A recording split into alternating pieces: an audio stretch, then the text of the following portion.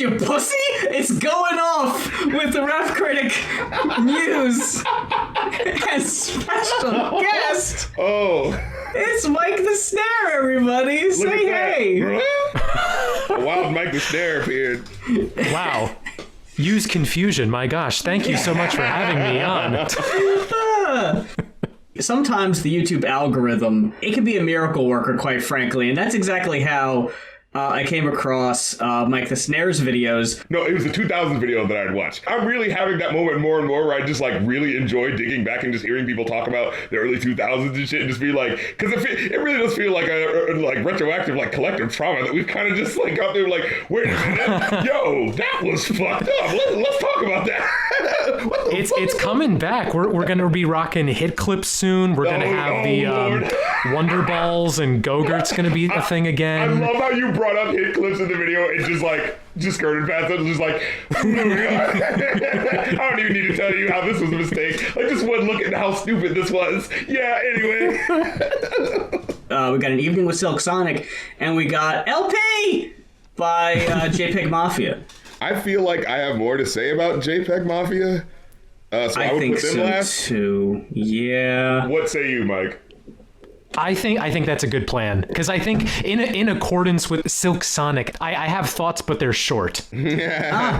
Appropriate.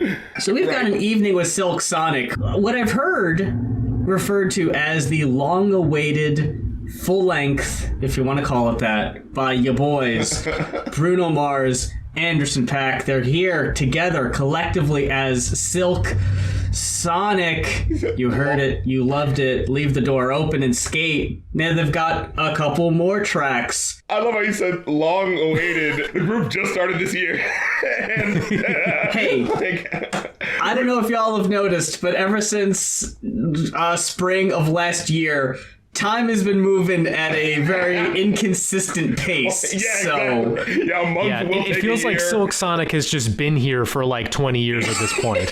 Even though it was like, oh yes, Leave the Door Open came out like what, February of this year? Yeah, like, oh, don't you know they won a Grammy? This group that's just been kicking it together. Stop! Oh, man. No, they didn't. And did they? But they did play at the Grammys. I remember that for best new group or something like that. They won for best new group. Like they won for like best group or something to that effect. Where it was just best group. I was like, there are two guys who are who are in their own stratosphere of fame coming together for a like project. That's not like a group. That's like it's like a super group or whatever the heck. Where it's just like two guys that are already on their own stratosphere. Like, you know what I mean?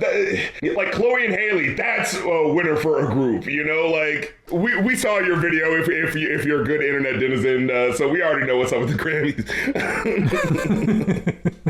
For everyone who isn't somehow familiar, which I imagine the Venn diagram here would be, if you listen to us, you're probably already well aware of Mike's stuff. But if you're not, I think we'd mentioned the Grammy video when it had come out originally because it encompassed everything we could ever possibly want to say about it in one convenient place. But yeah, there's tons of stuff on there. I'm just going to go ahead and get the plug out of the way before the album even starts. The Deep Discog Dive always has me end up buying music from the artists you're talking about if they're not already in my collection, just because you make me so interested in what you're talking about. Because watching your stuff, I actually get a genuine joy of music from you, and it's rare, especially coming from a place RC and I have come from, where it's very hip, it's very trendy, it's more popular than not to be negative, to trash because they want to hear. Because people generally, at least back when I was making music reviews, I don't really do it outside of the podcast anymore, but people hate a song, they want to hear someone trash a song, they want to agree, and that's why they watch the thing. But especially with the Deep Discog Dives and the individual videos there, like, I don't know, your stuff is very pure, and I don't want to label your stuff if that's not exactly how you want to come across. I don't want to put words in your mouth, but that's a sense that I get from your stuff, is that it comes from a place of loving music and not wanting to not intending to tear it down, at least. So I appreciate that for sure. I'll get one step further, because I also see people who like will just be rattling off just facts like they just read the freaking Wikipedia article, right? Like, and you actually give depth and character to the, you know, the time that you're talking about and the music that you're talking about. You know what I'm saying? Like, you like, especially when it's something that I'll like know about, like when you're talking about Neptunes and Timbaland is like, oh yeah, they pretty much defined the sound of the 2000s, and you're like, you know what you're talking about, and like really digging into it, it's like, yeah, and this is the intricacies which they do. They were going all around the world, and it felt like they were like showing us the music for the future. And then I was like, yes, I love it when someone talks like that, when they're like really digging in, you know, and not just like, here is just the fact that I read off of the, you know what I mean? Like, if you could see me on the video, I would be blushing like the Irish boy that I am. Thank you both very much. That's very kind of you to both of you to say. Muse, I'll tackle your point about purity, because I actually don't mind that word being put in my, or not in that sense, but like I agree with you on that, like on that point where it's like I always want the videos that I make to come across not necessarily as like bashing what somebody does, but serving as kind of like a what's the word I'm looking for, like a supplement to it. Like, my point is never to like tear somebody down unless, you know, they're a scumbag or they're doing, you know, bad business practices or things like that. But like when it comes to the music, I try, and this is something I've actually been personally working on for the past few years or so. It's like, I genuinely want to try to figure out, if I like something, why do I like it? And if I don't like something, why do I not like it? And I think that's, it's easier to kind of, especially to somebody who may disagree with me, it's easier for somebody to be like, oh, you know, I don't really agree, but I see where you're coming from. Right. Get you to understand why I feel that way. That's the art, right? Yeah. It's like, if I can open up that like place of discussion, then I think I've done what I set out to do. I've won when it comes to making a video. And it's tricky sometimes, because it's like, I did a Taylor Swift one last month, and I was trying to be cautious because, you know, emotions can get very heated when you're talking about Taylor Swift's music.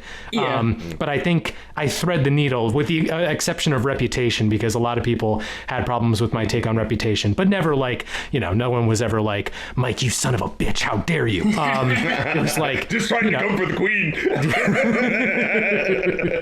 When you have a negative opinion on something, like with the I forget what it's called right now, but when you do the tiny blurb album reviews in like the Mike's monthly mix, yeah. Yes, and if there's an album that I can tell you weren't a fan of, you don't seem to even take joy in giving a negative review. It seems like you just want to move past it as quickly as possible and forget it ever existed. Yes. I say this as like an avid music listener, but also someone who makes videos and tries to put together engaging things. Like, the worst things to talk about are just the ones that don't impact you in the slightest. Because it's not even like, because I try to be positive, but like there have definitely been moments where I've like torn into something. Like there was a Drake album last year where all I said was that it was trash.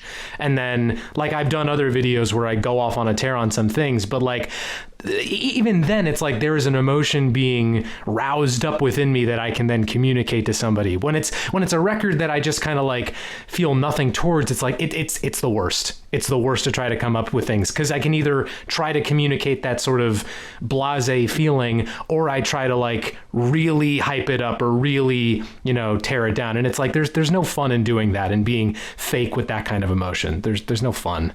So, Silk Sonic. Yes, right. Yes. With them. Why not? At least a very brief encounter with Silk Sonic. What did y'all think of this one? Bruno and Anderson are both, I think, two of the strongest workhorses in the music biz at the moment, in that they are so good at what they are so good at putting on a show, like especially Bruno in the past couple of years, like ever since Uptown Funk and 24 Karat Magic. Anderson.paak I've been listening to since college. Like I remember putting Malibu on before he had ever charted on Billboard, and I was like, yo, this guy is sick. And now personally to see him rise like that is so cool. And the thing that I get out of this record is the fact that it's just two people who are very good at what they do, doing a very good thing. And I know that that's kind of like, it's not even that there's not like no strong emotion there, because like my first listen, there were plenty of moments, especially with the tracks I hadn't heard, like the songs that hadn't been singles, where like there were moments that just got me so emotionally in my core, where it was like there was a really good key change, and I think it's like what is it called? Put on a Smile, that just like had me doing fist pumps in the air because it was so well done.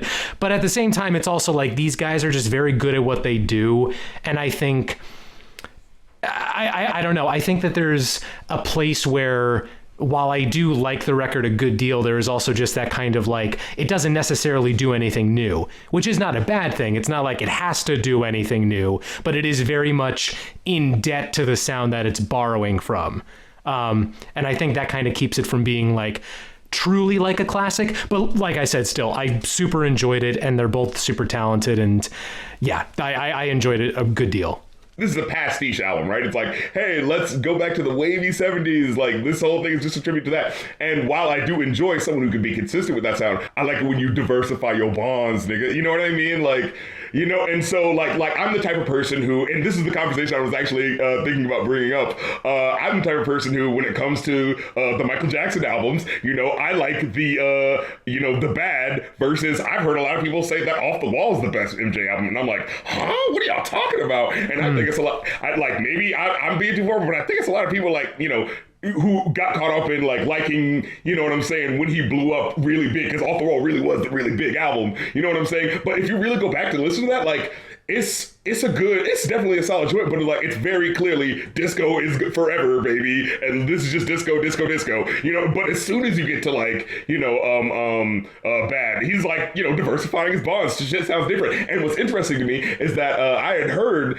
that he originally, before he was gonna do what Thriller ended up being, like he was gonna, like somebody got into his ear and said, hey, you know, Off the Wall was really big, it did really well. Let's play it safe. How about you just do some covers? Don't do any original songs for this next album. Just do some covers. And, you know, it's Michael Jackson, so he definitely would have made it pop either way, but you just think like, wow, how different would the 80s have been, like, you know, if he would have just not made that decision, if he would have just played it safe, like, you know what, all right, boom, let's just do some 70s cover. Like, if he had just, you know what I mean? It's so interesting. And so when I think of, like, you know, Bruno Mars, you know, he is a very talented musician, very good at what he does, and definitely respects the art, and you could definitely see it in, like, you know, in how he does shit and how he, like, you know, is a showman and is trying to present this, like, art in a very good way. You know, you see him when he does the throwbacks to the 80s and the 90s and all that shit, you know what I'm saying? But yeah, there is that feel where it's just like, I know that you are technically very good, but I can't help but feel like you're playing it safe. You know, like, I can't help but feel that way. And I do love that Anderson.Paak is there. Kind of put the battery in his back. He has a lot of, like, you know, hungry energy to it. And, like, he definitely adds, like, you know, a bit more, like, well, yeah, just the word is energy to a lot of these tracks, to where Bruno is, like, the, you know, he's the guy who classes up the joint, you know, and makes it as, like, smooth as a project it is. But Anderson is the one who makes it as lively as it is. And so, like, they're a very interesting thing that's working together, and I would love to see them continue to work together and then blast off into the universe into a next project. But for this one, as much as I do actually think it is solid, like, yeah, I do get the feeling of just like, you know, when I listen to an album like this, where it's just like, oh, it's a consistent sound, and maybe I'm enjoying the whole ride, but then I do have to ask myself, wait, what is the difference between track 5 and track 8? What is the, you know what I mean? Like, musically, you know what I mean? And now, no doubt, some of these are, like, individualistically really good, fun-sounding songs. Like, 777 is just fucking fun as shit, you know? So, like, there's definitely fun shit on here. But, yeah, I do get that feeling, you know what I'm saying? Ever since the album's come out, I've seen on TikTok, there are some people who are, like, playing, what's I think it's, like, Fly As Me.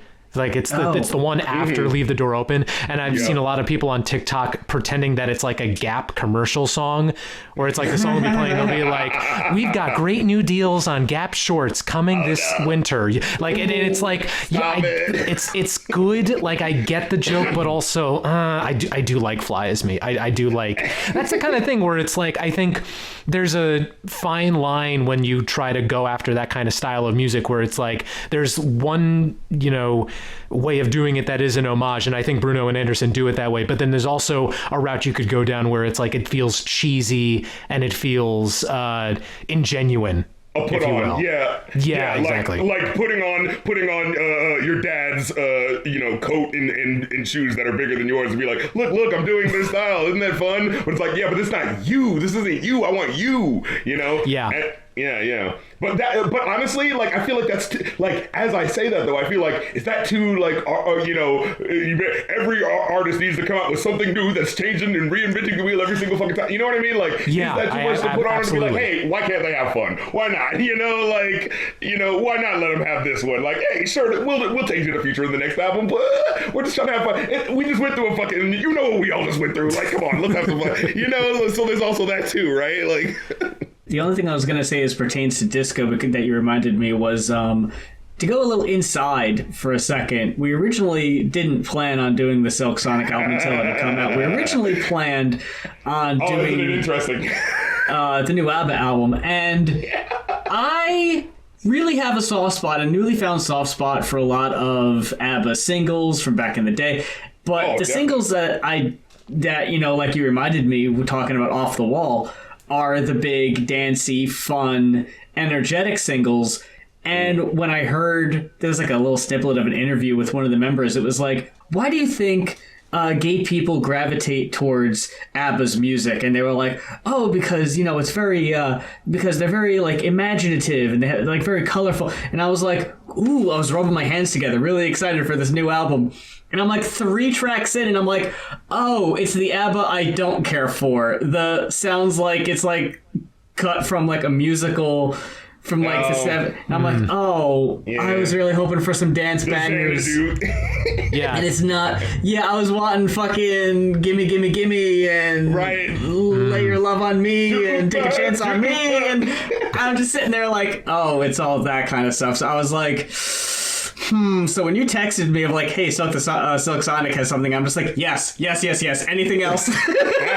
Yeah. By the way, on that like slight note, I remember I listened to it and I liked it, and then a friend of mine who's also an ABBA fan was like, did you notice the lyrics on this were really weird? And I was like, no, like, what do you mean? And he's like, there's one song where it's just about like the singer giving her kid to her estranged husband and being like, make sure you watch after him for the weekend. And that's just what the song is about. Oh. And then there's one about like bumblebees. There's a Christmas song. I looked through the lyrics and I was like, wait, this record is like weird in spots. I listened to this. This is about like being an adult. Like, what is it? Be sure to have the kid back by 5 p.m. on Friday. Yeah, I've heard of divorce albums, but that was just bizarre. Damn. It was the new Robin Thicke. No. Oh, don't be so cruel. Now, my opinion on this and Silk Sonic as a collective, I'm gonna be the wet blanket of this one. Oh. I didn't dislike any tracks on this album. If anything, some of them I was just kind of lukewarm about. My hopes from this, I personally, I'm good on Silk Sonic, I think. Like you got your 70s music already. I think this is fine. My only hope, is that this gets Anderson .paak more recognition so he doesn't need Bruno Mars to be relevant, because there are singles and music videos that came out and I hated how they just flew under the radar, and I was just like, how does this keep happening? Bubbling came out and I was like, oh well, this is gonna take off for sure, right? And it didn't. And then there was the song that came out during the pandemic and I was like, well, this is gonna take off for sure because it's about what's going on right now, and it didn't. And I'm just like, okay, how is this happening? So now that people know who he is, at least like the guy with Bruno, that maybe, just maybe, we'll get a hit single, or at least some radio play for Anderson. Launching point, right? That's really what I want, because Leave the Door Open, I really love that single, and compared to most of what is currently on Top 40 radio, this song is a shining beacon. It's just surrounded by so much generic, boring, melodramatic stuff. Just scary and it's just beats fun and it's bright. Yeah. And even if it is basically Bruno's That's What I Like lyrically, I think it brings a different energy that it stands on its own, and I look forward to when that one comes on. As far as the other tracks on the album, I think the other strongest one would be the other single, Skate. But for me personally, the other ones range from like okay to kind of mid. I think the weakest one overall, I don't know if y'all would agree, would probably be After Last Night. Is that the one with Thundercat? Wait. I had fun with that one. I mean, it was clearly, it was I'd rather be with you. Like, that's totally what it was. No. They just mess with the bass a little bit to make you kind of not think it's that. But it's like, it's totally that. Like, I don't think there was enough I think it was a misuse of Thundercat. But when I see him on a feature credit, I'm expecting like a solo or something. And like when you asked me, was that the one with Thundercat? I was like, maybe. Like I honestly don't remember which one it was, because I know After Last Night was the one with the Bootsy Collins intro. Yeah. Oh yeah. I wanted to bring that up too. Like, he's peppered throughout the album in a way that I believe is supposed to make you think that he contributed musically, which was kind of messing with me, because at first I was like, oh, it's got, but it's like, but this doesn't feel like it's like the biting in the way Bootsy would do it. And it's like, oh, he named the group like after they showed him the music, and he's kind of presenting them, and I'm like, oh, okay. I would love if Thundercat became, if this is going to become a thing, to be like the permanent third member. Right. And really bump up these instrumentals, because some of them do kind of end up being a little samey. And I was okay with Bootsy on After Last Night, because I thought, hey, this is the thing, he's doing the intro. But then when he started talking at the beginning of the next one, the first thing I wrote down was, okay, shut up, Bootsy. Like, I'm sorry. But I was just like, yeah, okay. Like, I thought it was all right for one. If you're doing like, was it on that Kyle album where it was fucking Yanni LeBoat, yeah. When he's doing the intro, there's like a through narrative. I was like, okay, that's fine. But Bootsy is just like doing the intros. I'm just like, dude, you've got two extremely charismatic, entertaining guys there in Anderson and Bruno. I think they can handle it. They've got it. Let them do it. I think it was supposed to, like, that played the role of lending them the authenticity, right? Like, remember this voice, baby baba? Like, this is the guy. This has got to be authentic 70s now. He's going to really endear the millennial Gen Z audience, who's very aware of Bootsy and love Parliament Funkadelic and know who they are anything that brings people back to fucking Parliament Funkadelic, I can't hate on. I gotta say. I know. Yeah. I will say too, because now you've got me thinking, Muse, you had mentioned like, what if Thundercat became like the third member of Silk Sonic? And did you guys ever listen to the Flying Lotus record, You're Dead? The one where like he did basically a lot of jazzy stuff. I would love to see Silk Sonic and Flying Lotus work together. And then Thundercat can do the kind of stuff he was doing on like, what was it, Never Catch Me, where he did that like insane bass solo. Like do that, but throw Bruno and Anderson on it, and I will actually transcend. I will make like Kanye in the Mercedes-Benz Stadium. Let's get into the track. So Leave the Door Open. I think it's a solid enough cut. It's not like my like this is like, okay, well, to me it felt like this is the first song they put together, and this is the thing that previews what the sound is gonna be like. And so that's how I kind of like, this is the palette, like sort of letting you know, giving you who song what's gonna be. So I just get it like, all right, that's a fun opener. Fly As Me, you get a little bit more Anderson.Paak, so that's where I'm like starting to feel it more. I'm like, okay, all right, we're here to have a little fun, I have a note written down about Anderson's delivery on Fly As Me that might ruin it. He sounded like B.O.B. circa 2010. Stop it. Oh, no. I hadn't thought of that, and now you say it, and I'm like, oh no. It was the Aeroplanes flow. So that kind of took me out of it a tiny bit. But yeah, I think that's a fine track too. After last night, again, like, I'm already starting to get the feeling of, like, okay, you're just doing, here's the 70s, the sounds of the 70s, you know? Like, might as well get Stephen Wright on this motherfucker, you know? And if you're the 12th caller, you'll win 2 tickets to the Monster Truck Extravaganza being held tonight at the Carson Fairgrounds, featuring Big Daddy Don Bodine's truck, the Behemoth. Smoking out the window, I think it's fun. I think it's a fun excellent. one. Yeah. You know, like, it's like, you know, just the way it goes from the, not to be dramatic, but I want to die. This bitch got me paying for it. Just the way That's an it's all-timer line for real.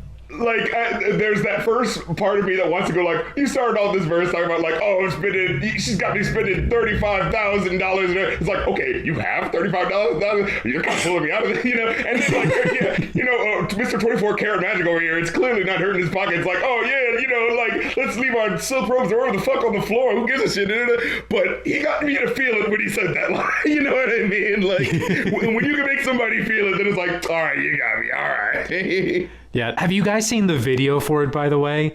Oh, I didn't know there was one. I love it. There's a bit in it where Anderson says the not to be dramatic, but I want to die. And then he kind of like falls out of the frame. And then like a few seconds later, you just see him lying on the ground. Oh, shit. Oh, that's fun. So good. I gotta see that now. Like, so purposefully melodramatic. You can't help but love it. That's the good slice of cheese. That's the Gouda right there. That's really what I want from Anderson and Bruno, who have shown us who they are. We know, the three of us know what Anderson is like and his personality. I want everybody else to see. I want everybody else to know. I was hoping... For sure. I think I was hoping this was more of an Anderson.PAAK coming out party. And I feel that. Like, especially on Leave the Door Open, where it's really just Bruno doing the chorus. Right. And he lets Anderson kind of, like, do a lot of the heavy lifting. I thought that was great because it was getting people's eyes on Anderson, which I think needs to happen and is long overdue. Songs like Smoking Out the Window, songs that display their personalities, like anything in the top four, like so much is just so cookie cutter. Right. It's all about the relativity, right? Because like listening to this album, it's like these songs are all, you know, they come together. It's like, this is definitely above average. This is okay, a project, you know. But then when you're reminded, you go back to the radio and be like, oh shit, right? This is what they're up against with everything else. Yeah, no, wait a minute. Yeah, this is way better than what's going on. Wait. Maybe we should. Oh, is this or Ed Sheeran? I would take this every day. You're kidding me. Get out of here. Oh, no. Divide that shit from my life. Then Put on a Smile. How'd y'all feel about that one? Excellent. I had fun with it. I enjoyed it. Like I said, that wasn't that the one where he starts off. That's the one where he's telling them, "Hey guys, you gotta cheer up," right? Was it that one? I think so. I think that was one. Honestly, the main part of that song I remember is the key change towards the end. Oh yeah, for which sure. is like the whole song could have been terrible, and as long as it had that, I would have been like, right. That's it. What I have written down, epic swell towards the end was a pleasant surprise, but the track overall feels like a typical Bruno track with not much else going for it, and it's not very memorable overall. But yeah, going hard in the paint. Seriously though, a key change, an epic swell like that can be make or break for a track, and yeah, that stuck with me. Now 777s, woo. God damn. Yeah. Talk about pulling you from the depths of sadness. It's like, fuck this, man. We about to go out here. We about to spend some money. We about to holler at some ladies. Fucking let it ride. Like, and especially that point where there's one point where he says, like, let it ride or something like that. And you actually hear like like an actual, like the rolling table or the roulette or whatever. I was like, all right, I love this song. I was like, I don't give a fuck. Yeah, that was so good. Really like the instrumental on that one for sure. The affected guitar sound at the very beginning was just like, okay, I'm in for a good time. And it ends up being like 24 karat gold era Bruno on this one. I thought it was fun.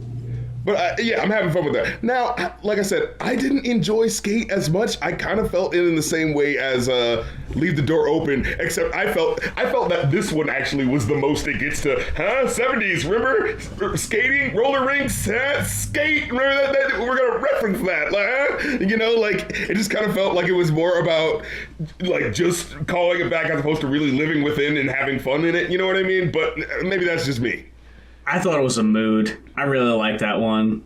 I just like the sound of it. I mean, those violins were definitely fucking floating, but it's just like when it came to the lyrics, it just kind of felt like it's a little too chintzy, a little too. I do have written down a little basic, fun, catchy chorus, but the overall lyrics don't really matter. Yeah, like a lot of this, if you have, because like you said, the whole point of this, right, is 70s funk soul worship, right? And if the instrumentals carry that strongly enough, and that can really be enough, usually. Like, their voices sound great. The instrumentals sound great. I don't care what you're saying. If it just sounds good sonically, that can be usually enough for me. In most cases, not just this album, but yeah, it definitely applies here.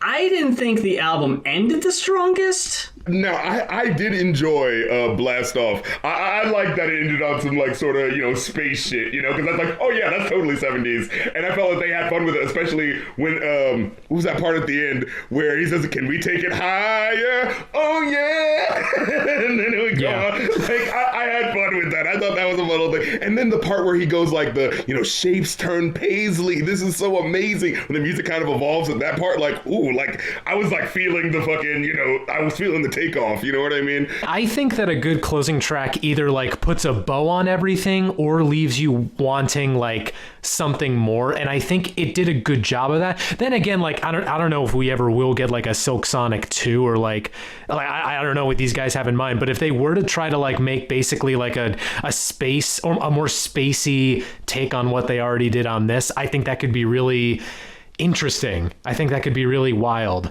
Yeah. You already got Bootsy there. Yeah, Have them do something. They've got the pieces. Yeah. Yeah, and okay, and this was one thing I was thinking about too. And my friend actually texted me this, and I thought about this because as I was listening to that, I was like, this definitely, I had a fun time. But like, I had that moment because I believe it was before I heard this album and the song. I just happened to hear, like, it just happened to show up on the shuffle. Marvin Gaye's "Make Me Wanna Holler." You know what I mean? And like, let's not forget that this was a part of the '70s sound too, right? The fucking Black Revolutionary Fist in the Air. Fucking, we're gonna talk about what the issues are. Like, make me wanna holler the way they do my life. What's going on? Like. There's that, like, that's still, that would, if there was one track like that, that would at least give, the album some heart to it. And I was texting my friend, and he had said apparently they did make a track like that, but they didn't put it on the album ultimately. And that's kind of me like, whoa, like, yeah, he said, I wish they would have included the heavier song that they did wrote, but decided not to include. And I was like, damn, like, because that would have added that extra oomph, right? Like, it's be like, not only is this the 70s, but we're giving you the soul of the 70s, the heart of the 70s, and the real fucking shit that was about it, you know what I mean? What this is all for at the end of the day, Well, why was it running too long that they needed to... Right? Oh, no, it's too long. 31 minutes. We don't have time for that serious shit. In 2021, who wants to hear about serious stuff? It's just a fad. It's a trend. Who wants to hear about it? It could be what they were going for, yeah. Yeah, it might have thrown off the pace. It's like, and I this might come off as like a diss, but I actually kind of mean it as a pseudo compliment. It's like, this is the kind of music that my parents should be able to like. And and like, I mean, both of my parents, like, within the span of a week were like, oh my gosh, have you heard the Silk Sonic stuff? And I was like, yes, it's good. But like, I also feel like that may not have been like the goal, so to speak. The target demo. Yeah. That said, if they were to include some heavier stuff on, the supposed Silk Sonic 2, like, I would be so down with that. The morning after. Yeah. Do you have a numerical score, or could you possibly put a label on this, do you think? I think I usually don't do numbers. If I had to do one, I'd say, I don't know, I would waffle between like a 3.5 and a 4. I actually landed on a 3.5 repeating, personally. I give it the 4. Mm-hmm. Because like I said, again, you're taking into account, like, yeah, what is the rest of music sounding like? Oh, yeah, not nearly as dope as this shit right now. Yo, yeah, let's pump this shit up. But at the same time, tempered with the fact that it's like, yeah, no, they could have been doing more. They're definitely resting on the laurels, but it's one of those things where, what did I say? It was something about, like, I think I said, like, there was one Lupe Fiasco album that I thought wasn't as great. I think it was Lasers. And I was like, I mean, it's Lupe on what's the word? It's Autopilot. Lupe on Autopilot, but Autopilot's still better than most people, but it's still Lupe, so I know you can do better, but, so it's like... It's his usual. Yeah. But we're about to switch gears here and talk about Peggy. Damn Peggy. LP! Exclamation point. I'm not going to yell. I don't want to clip the mic. It's definitely a mixed bag. But I think it's... I enjoyed myself through and through. And, I mean, JPEG is known for this. At least I know him for this. It was kind of cheat code for me personally. But anytime you got a rapper making wrestling references... Oh, yeah. I knew it. We'll get to that. So I'm gonna throw it over to y'all first. If you want to throw it over to Mike, your thoughts on LP by JPEGMAFIA? I think I'll start out like this. I remember enjoying All My Heroes Are Cornballs, and I think I liked what was the album before that, Veteran, I think. Oh, yes, yeah. I believe so. Yeah. I liked that, though I don't think I loved it as much as other people did. But I think the thing that kind of was this most similar between those two records for me is that I didn't really revisit them all that much because, I mean, it's kind of Peggy's whole thing where it's like he just throws so much at you at once. Yeah. And it's like it's not something necessarily that I can return to unless I'm in the mood to just have a whole lot of stuff. Yeah, but I don't know what is exactly different with LP. It sounds pretty similar in line, but I've also re-listened to it the most out of any of his projects in the short term. And I think part of it is just, I was reading something earlier today and I read that this was mixed by him, this was mastered by him, this was produced by him, and there's even the, the online and offline version where if you go on the streaming, it's 80% of the album, I think, and then a couple of tracks are from other EPs, or I think the closing pair is Bald, which was on an EP from last year, even though I think Bald works really well as a closing track, but there are songs that are on the offline version that are the samples on some of them just go so hard, the Hazard Duty Pay. I am so bummed that is not going to see any kind of official streaming release. It's so good. I was actually going to ask y'all. I only listen to the Spotify version. I only listen to the Spotify one too. Damn. Oh man. The Spotify version is good. It is very good still. I agree with what you're saying, and while I do find this to be a fun project, there are definitely undeniable parts where it feels like it's getting a little too into the weeds of the production side of things, and it gets too busy, where it's just where I feel I like his personality and like hearing him rapping, and then it's just sometimes just be this doesn't feel like it always fits together. It feels like you had an idea and you're hammering away at the music, and it's all right, now let's put the raps over it, and it's and it's just trying to smooth over and fit over this thing that's really janky and all over the place. Now sometimes I feel it actually really does fucking work. There's one or two tracks where it's a weird thing where he actually feels like he goes off beat at one point, with his rapping versus the thing, but it's so weird with how his energy fits it, where it kind of makes you go okay, no, but that works still. You know what I mean? Where it's if you're getting the energy, then it doesn't fucking matter. But there's other times where it'll just be it just felt like you were going somewhere with this production and you were really wanting to experiment, but then it's just all right, but it, yo, motherfucker, what's up?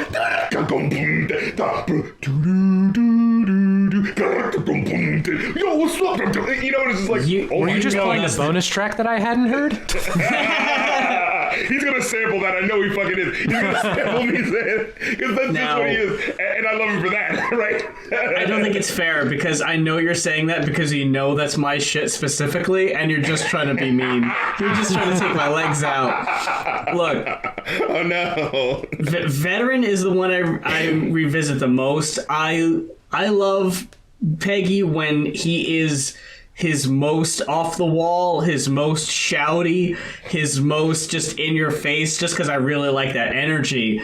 It's fucking punk rock. You're like straight up. Yeah. When you put it that way. I guess it's the style I want. Now, that's not to say that songs on here that don't sound like that I didn't end up enjoying, but I thought the intro was pretty weak. Oh, yeah. Oh, trust. It was just like, it was more just like, this is a positive affirmation song, I guess. Where it's just like, just repeating some things like, I feel great. I feel good about myself. I can't even lie. I feel awesome. It's like, all right, give me some lyrics, man. Okay. Yeah.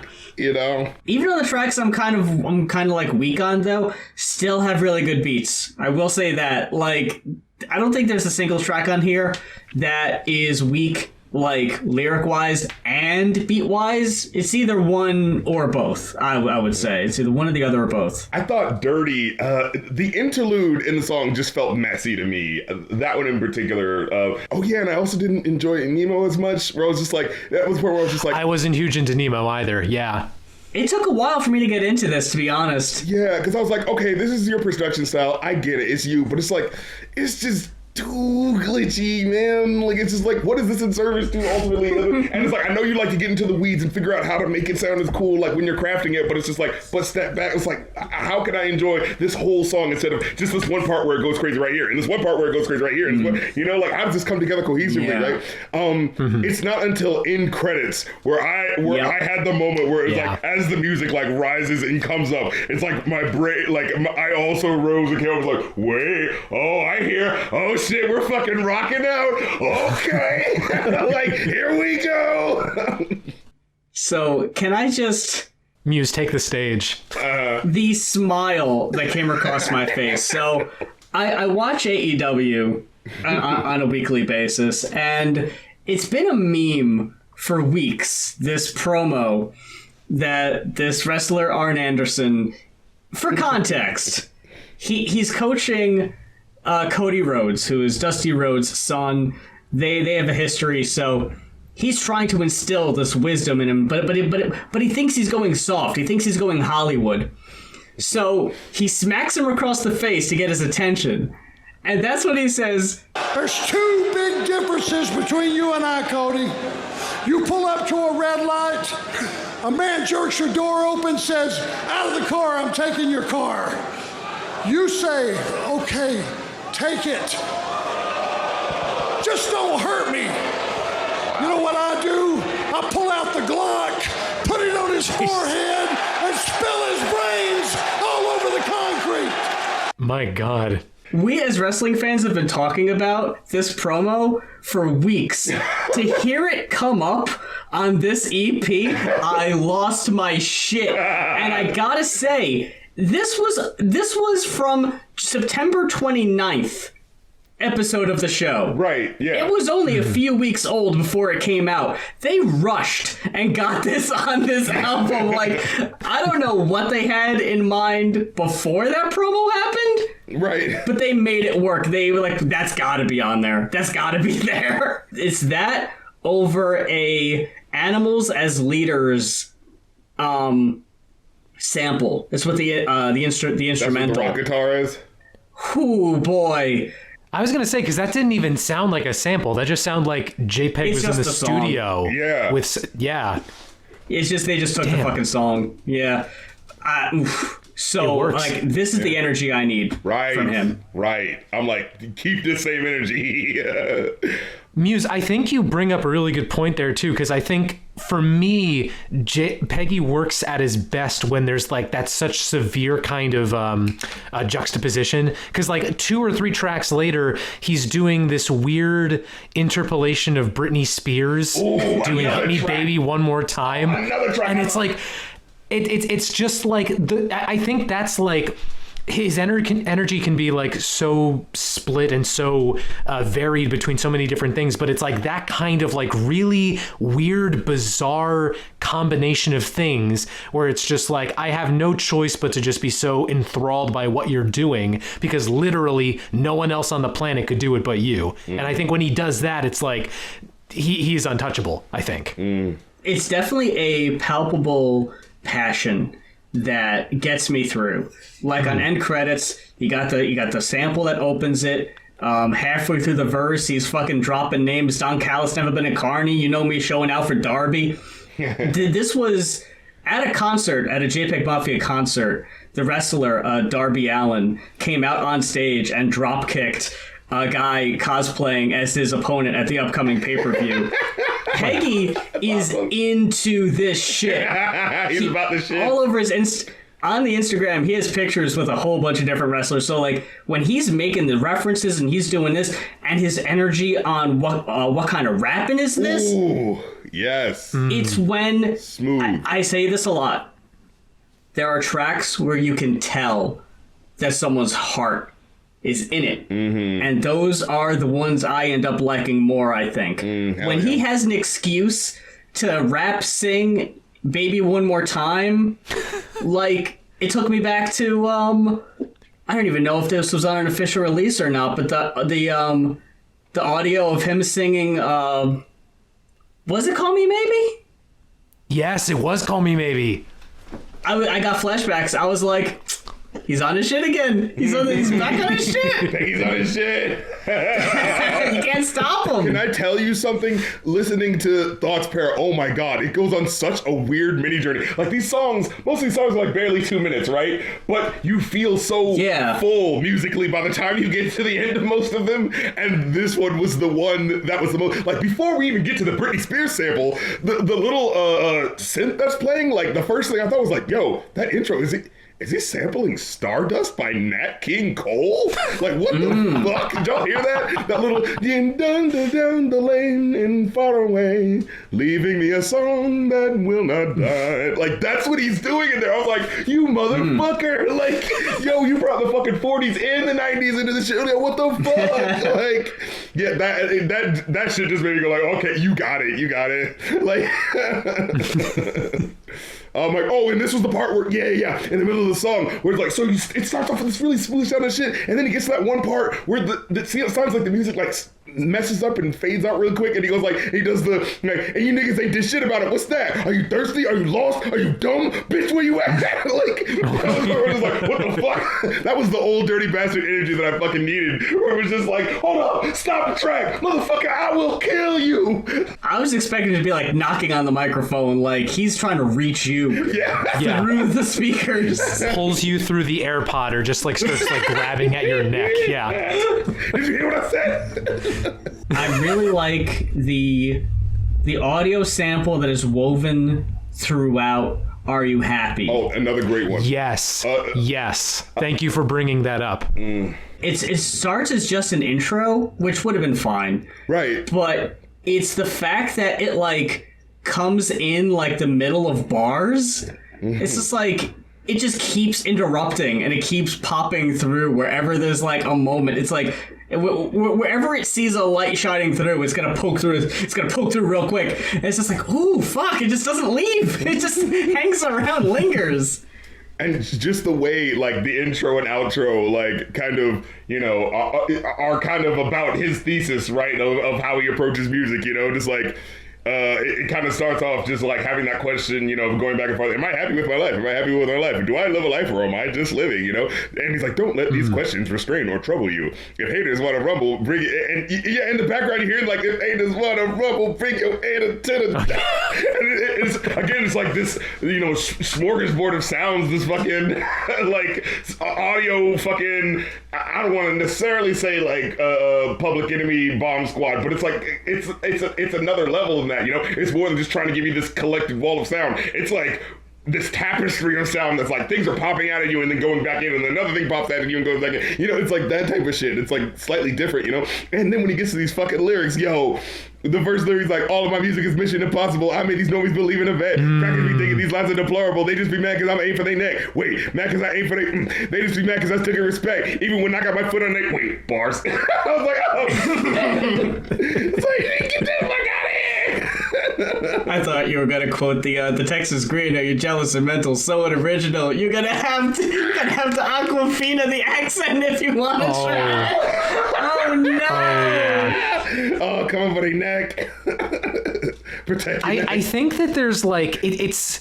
That's the thing where it's like I think anybody can make like noise or anybody can make stuff that sounds similar to what he does, but the idea of like a tapestry of sound, it's like you can easily pick out things within and like they form together to a good whole. It's not just like throwing in the samples or throwing in these weird bits just for the sake of being weird. Right, there's a method it's to like everything. For sure.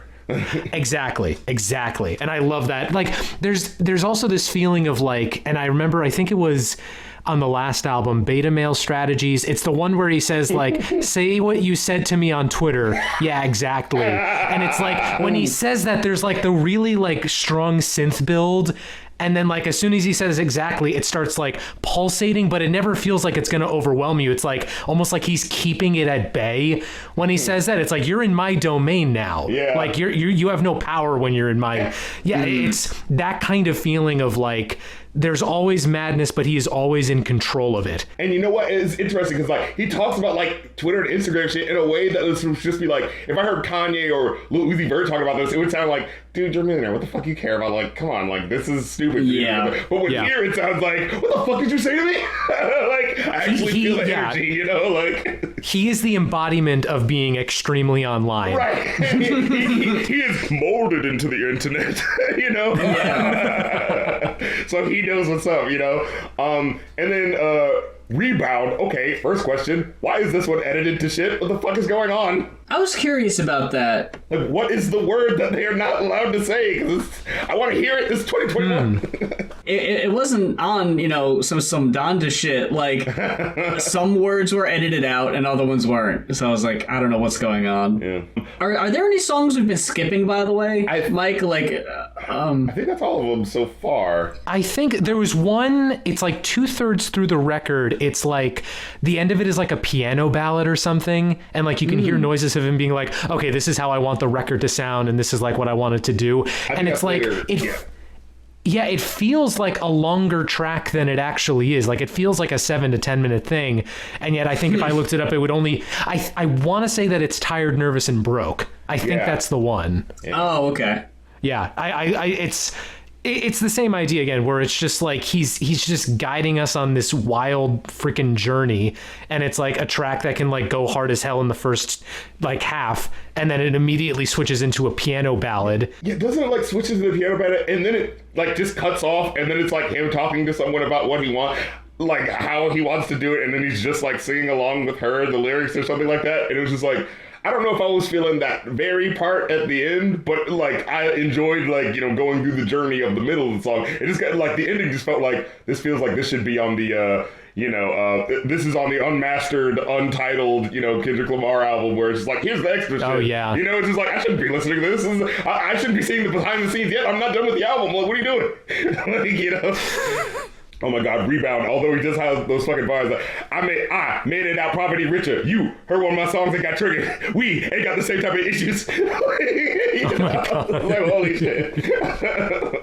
Oh yeah, and I did enjoy the right out bass line on Rebound. That was cool as shit. Where it just like out of nowhere that bass line just came in and it was just like, oh, I guess we were floating on this now. Okay. Fuck it. Oh yeah. Fucking Rebound, that goes so fucking hard. And the JPEGMAFIA guest verse is solid also.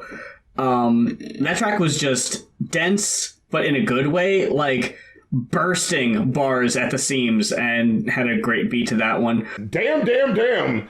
I thought this song, especially for the name that it had, was going to be more high energy or throw me for a loop. As a matter of fact, like, there's like a whole riff that happened for like the first half of the track, and then a new one starts, and then it's like half the song's already over. I'm like, oh, now we're starting the lyrics. I'm like, okay. that's the one where he starts out saying like, I know this wasn't what you expected, or like, I know you may not like. Is that the track is that damn? Because he said something specific. Yeah, some of you niggas ain't like that. Yeah, that's what. So I can't even say nothing to you. And that's where he just kind of goes on. It's like, I just got to sum you up, you will sum up tight, round you niggas up to one little thing, and it's just like, what? All right, just go in, bro. Like, stop, come on, let's go. And then, he eventually comes with it, talking about, calling himself the Black Henry Rollins, I'm with it, Oh, yeah. How'd y'all feel about Nice? It was like basically like an instrumental thing. I really enjoyed Nice, and I got pissed off when there was no verse on it, and I was like, what? Like this was where you should have fucking gone off. Like the fucking what was happening? Oh yeah, I'll pump it, don't let me down, don't let me. Yeah. The call and response, I was having so much fun. Don't let me down, don't let me down. I'll pump it up, and then you hear like a bit of silence, and then he just goes, nice. I was like, yes, I'm with it. You can see him making the honestly, a part of me wishes that was longer. You're right. Like I know it kind of was like the same kind of break that what was it, the OG was. Like it kind of functions in that same way. But honestly, I wouldn't have minded if that went on for a bit longer. That would have been like such a amp up track. In fact, the next track, I actually didn't like the instrumentals as much, and I found myself going like, damn, why couldn't they rap this one over the last beat? It's like, fuck. You're talking about BMT? Yeah. I dug BMT a lot. Like, that one, at this point, the whole rest of the album slaps. It's a wild ride from here on out. BMT, you're smiling for the picture. Into goes to Ranking Dread, Cutie Pie, Bald. It doesn't let up. Yeah. Like, it's ridiculous from here on out.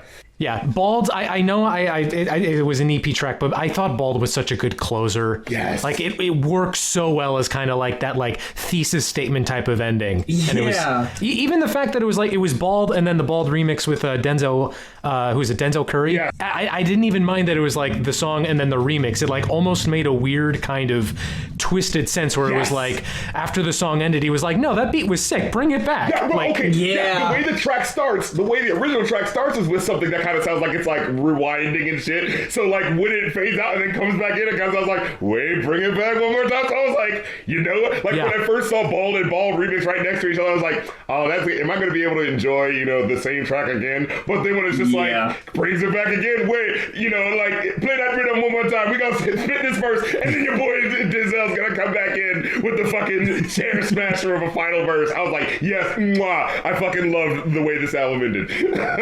Yeah. Overall, I somehow came out with a 3.5, but I'm leaning more towards a 4. Yeah, I'm definitely hopping on that 4. I give it a solid 4 for sure. I was going to say, yeah, same. Maybe a 4.5, but I can see it. I don't know. I think it's going to need a few more listens for that. Definitely a solid 4. Because like I said, like it doesn't start the strongest, and like some of the tracks, I kind of don't feel like fit like the rapping necessarily at some point, but like as the the forest for the trees stepping back to the whole thing, it's just like, this is a solid ass picture though. Like I'm not gonna lie, like it's got this weird little like cracks and things in it, but it's like that's kind of part of the motherfucking charm, like yeah, exactly. Well, we want to thank everyone for checking us out this week and spending our time with us, especially Mike from Mike the Snare. Big shout out. Thank you so much for spending your time with us and lending us your expertise and your opinions. And oh, of course. Always a pleasure. Thank you guys for having me on. You can find me on YouTube primarily, but also Twitter and Instagram and also Spotify as Mike the Snare, MICTHESNARE. I do music discussions and music roundups, album roundups. You might know me from the Deep Discog Dive series, where I take a look at the story of an artist as told through their given discography, or a recently launched series I did called Mike's Monthly Mix, which is kind of like a end of month album roundup type thing. I also do every so often larger pieces about, like the music that defined the 2010s, the Grammys, Glee, Glee, just like those larger topics that need further discussion. But yeah, that's a rundown of what I do. And yeah, feel free to subscribe and smash that like button and all that jazz. And yeah. As someone who never watched Glee, but my partner watched Glee for way longer than they would like to admit, your video just pretty much like tearing the whole thing apart and just showing all, just like made me not jealous of having missed all of that. Like, oh, so this is what this was the cultural phenomenon that was going on, and I was just kind of like, what's that going on over there? Yeah, I think I'm just gonna I'll just keep walking this way. Yeah. Keep my slide going. Yeah, it was like I was revisiting. I think when I was first watching it live, I had gotten through up to like some part through season 4, and then I stopped watching. So going back to see like the rest of season 4 and season 5 especially, like you are changed as a person after you see Matthew Morrison twerking in front of teenagers. That does things to a man. Like, God. I forgot about that. I also want to shout out your Let's Unpack Because the Internet, because that was just a very enjoyable video that I... Oh, thank you. Yeah. As someone who, we are... It used to be a running joke early on in our show that we would always randomly eventually talk about Childish Gambino. And so, it would always come back to Gambino, yeah. Somehow. So it was like right around the time Because the Internet came out, so... Yeah, it was like very... very culturally relevant. We did 2 new album reviews this week, but we typically also take album requests due to just supply and demand, as you all know. You've heard this before. Right. I don't want to bore Mike with it, but we are we're at almost max capacity, so the price is a little steep. Y'all might notice. That didn't stop Dr. Goatman from requesting Art Pop. Ooh. Mike, I'm glad I wanted to bring this up while we had you, because I shared a tweet with RC that I watched your video about Art Pop, and that day, as is usually the case when I watch your stuff, it was like, well, you know what? I'm going to listen to Art Pop. I tried to listen to this album the year before, and I just couldn't get into it. But now that I watched the video, I'm going to give it another listen. Still couldn't get it. It's wild. It is a wild record, and I'm not even sure most of it like always works. Like, God, I remember, I don't know what it was, but I think I started playing Swine. I think it came up on like an old playlist of mine, and it brought me back to like flashbacks of that one South by Southwest event she did where she rode the bull as like a model would like drink like Mountain Dew and then like try to puke it back up onto her. It absolutely I remember, bizarre. Yeah. It had like the color, it was like the color goo. And, she just, laid on the stage and had him... Yeah, that was a whole big thing. Because I think there was someone that she was borrowing from that, did it in the underground art scene, and it was kind of like... wasn't that right? Because I remember hearing it was like... There was someone else that had did it, and she was kind of like, oh, word, let me do that for my thing. That would make sense. Yeah, because that's the weird thing about the record. It wants to be kind of part of an underground scene, but it also had Marina Abramovic and that who was a Jeff Koons guy. But that's going to be my excuse to listen to Art Pop come next year when we finally get to it. So we'll see if my opinion has changed on that. You reminded me, we do got to go, but I think it's very funny that we just mentioned the Lady Gaga color goo regurgitation thing. Did either of you see the video of the woman from the Rage Against the Machine cover band? Brass Against? No. Oh. Mike saw it. Well, to be clear, I did not see it. I saw the title or the headline, and I was like, I will make it a point not to see this. Oh my God, the I woman do not who, want to see. Pissed on the dude or something like that. Yeah. Oh yeah. While singing "Killing in the Name of." I'm like, all right. Do you think? All right, Gigi Allen. Got a fucking face full there. Anyway. The Black November sale is still going for if you want to request a movie or music video or album stream or best of album stream for me to review. For me to do. So yeah, get with Act Like You Want It on that Ko-fi.com/rapcritic, or you can support me ongoing where you can get to see Rap Critic episodes early on patreon.com/rapcritic. You can also join the Discord and, get to see episodes early, and my movie podcast. You get to see the episodes that aren't, available publicly and stuff like that. So yeah, I got my thing in action, you know what I mean? So, get with it, act like you want it. And, okay, now we're ready to wrap this puppy up. But that about wraps it up for this week's episode of Going Off. We will see you the week after Thanksgiving. But until then, I'm Muse. And I'm Rap Critic. And you pull up your Spotify, a friend jerks you aside and he says, hey, listen to this podcast. You say, okay, I'll listen to it. Just don't hurt me. You know what I do? I pull out the Going Off podcast, put it to his ear hole, and split his brains all over the concrete.